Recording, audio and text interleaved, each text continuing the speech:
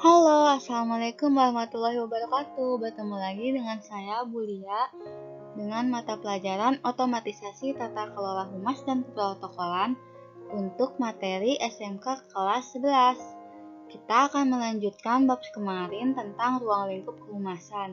Ini adalah lanjutannya ya. Yang pertama, kita akan membahas tentang fungsi humas. Fungsi utama humas yaitu menumbuhkan dan mengembangkan hubungan baik antara lembaga atau organisasi dengan publiknya, baik publik internal maupun eksternal, dalam rangka menanamkan pengertian. Yang kedua, menilai dan menentukan pendapat umum yang terkait dengan organisasinya. Lalu yang ketiga, memberikan saran kepada pemimpin tentang cara-cara pengendalian pendapat umum sebagaimana mestinya. Yang keempat, menumbuhkan motivasi dan partisipasi publik dalam rangka menciptakan iklim pendapat publik yang menguntungkan organisasi atau lembaga. Dan yang terakhir, menggunakan komunikasi untuk memengaruhi pendapat umum. Peran humas. Peranan humas tentu sangat krusial bagi sebuah organisasi. Humas menciptakan citra baik organisasi, mengomunikasikan segala bentuk informasi tentang organisasi baik kepada publik, klien maupun investor. Bisa dikatakan, seorang humas adalah wajah dari organisasi itu sendiri. Ia harus memahami secara detail selak-beluk dan segala informasi yang terkait dengan organisasi. Selain itu, ia juga membawa citra dari sebuah organisasi, sehingga harus tercermin dari tampilan dan tata bahasa yang teratur. Adapun peranan humas dapat digolongkan menjadi 4, yaitu yang pertama, expert flexible communication. Petugas PR dianggap sebagai orang yang ahli. Dia menasehati pimpinan, perusahaan, atau organisasi. Hubungan mereka diibaratkan seperti hubungan dokter dan pasien. Humas berperan sebagai jembatan informasi antara perusahaan dan konsumen. Yang kedua, problem solving proses fasilitator. Petugas PR berperan sebagai fasilitator dalam proses pemecahan masalah. Pada peranan ini, petugas humas melibatkan diri atau diibaratkan dalam setiap manajemen. Dia menjadi anggota tim bahkan bila memungkinkan menjadi pemimpin dalam penanganan krisis manajemen. Yang ketiga, communication facilitator. Peranan petugas humas sebagai fasilitator komunikasi antara perusahaan atau organisasi dengan publik, baik dengan publik eksternal maupun internal. Istilah yang paling umum adalah sebagai jembatan komunikasi antara publik dengan perusahaan, sebagai media atau penengah bila terjadi miskomunikasi. Yang terakhir yaitu technician communication. Petugas humas adalah pelaksana teknis komunikasi yang bertugas sebagai penyedia layanan. Ada beberapa cara yang dilakukan oleh bidang kehumasan dalam menciptakan opini publik.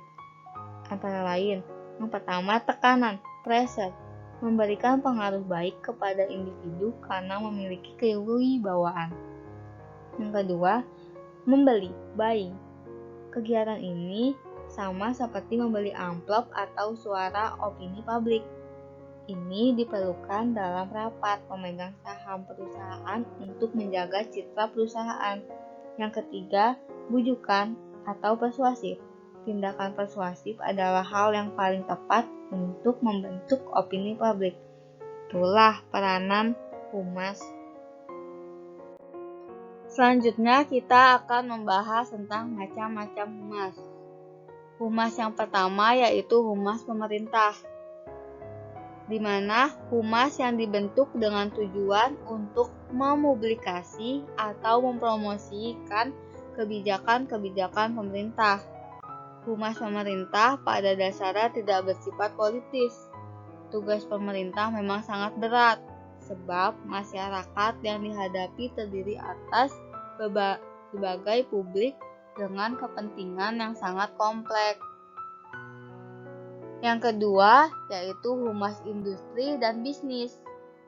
Humas ini dibentuk dalam kegiatan industri dan bisnis yang skalanya besar dengan tujuan untuk menjaring masyarakat dalam hal target marketing maupun pengaruh kebijakan perusahaan.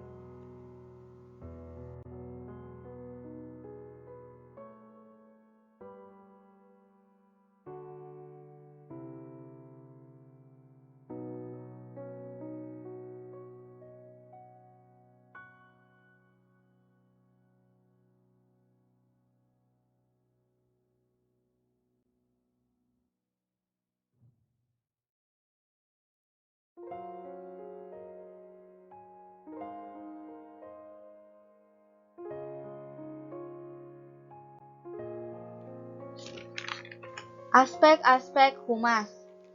Adapun aspek penting yang harus ada dalam public relation. Yang pertama, aspek layanan.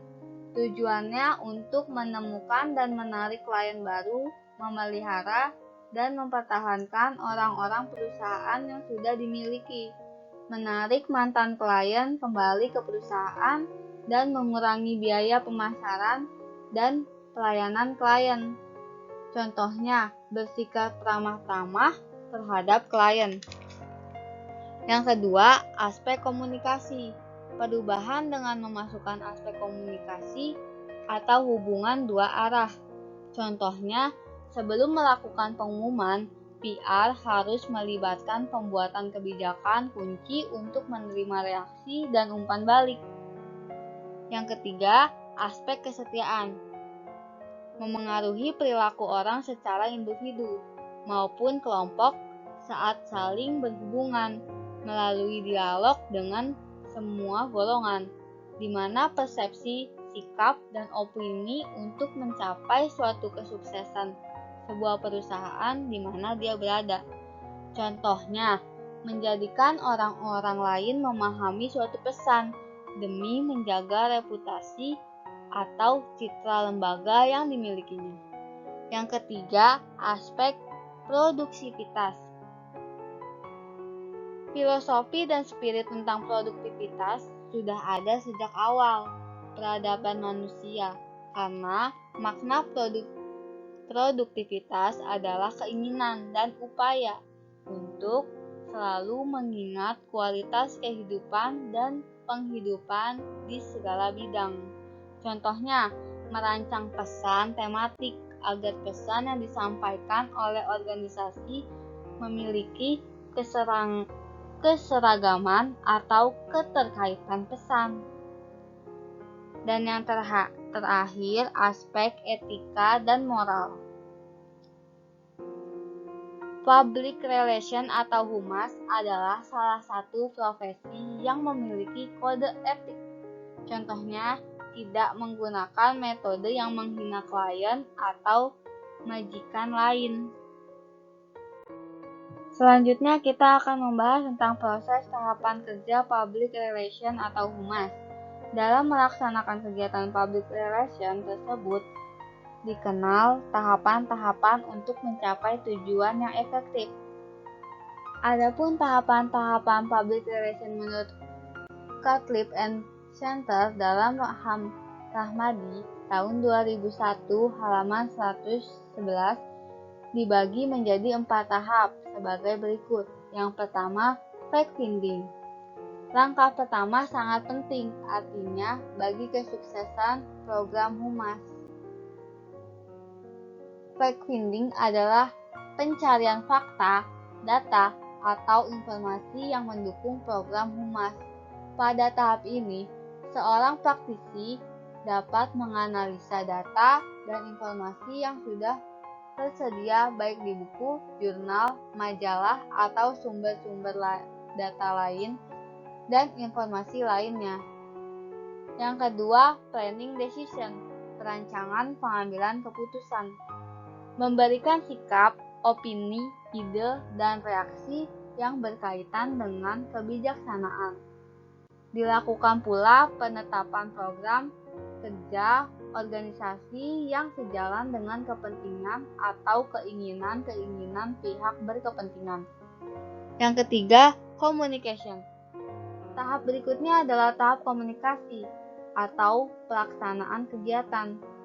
Agar proses komunikasi dapat berjalan dengan baik, maka beberapa hal perlu diperhatikan, yaitu kredibilitas, keterkaitan, isi, kejelasan, keberlanjutan, dan konsistensi, saluran media, dan kemampuan halayak.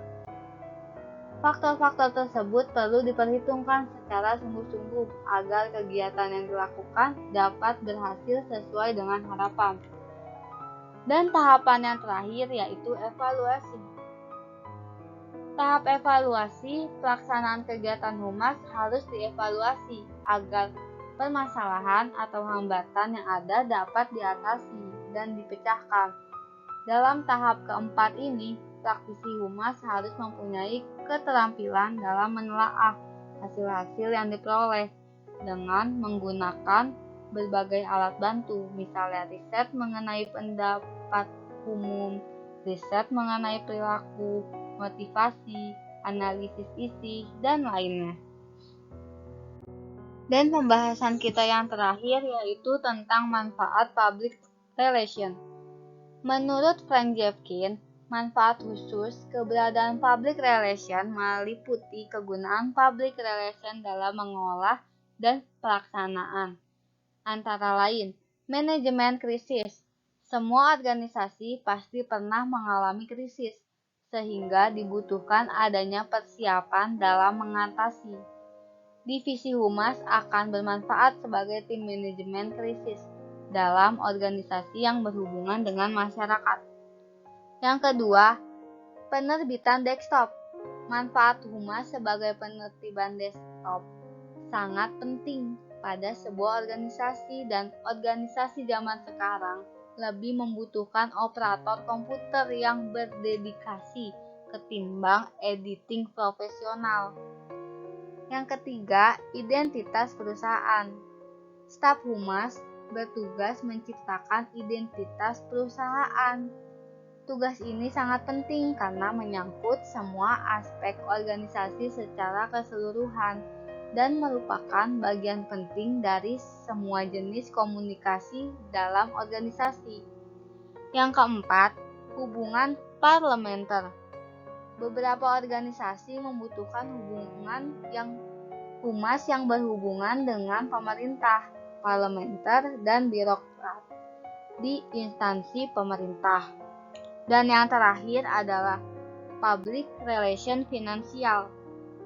Organisasi juga membutuhkan konsultan humas yang khusus beraktivitas pada bidang keuangan dan operasional bisnis sebuah perusahaan. Aktivitas tersebut dilakukan untuk mendukung rencana perusahaan klien agar turut serta di bursa saham untuk memberikan dukungan saat membuat laporan keuangan tahunan. Nah, pembahasan kita di bab materi ruang lingkup humas sudah selesai. Semoga apa yang saya sampaikan dapat memudahkan pembelajaran jarak jauh kita. Dan jangan lupa, kerjakan 5 soal yang kemarin, lalu jelaskan peranan humas, macam humas, aspek humas, proses tahap kerja humas, dan manfaat humas di buku tulis humas dan keprotokolan kalian. Mungkin cukup sekian yang dapat saya sampaikan. Sampai bertemu di pertemuan selanjutnya. Wabillahi taufiq wal hidayah. Wassalamualaikum warahmatullahi wabarakatuh. Dadah. Jaga kesehatan dan tetap patuhi protokol kesehatan.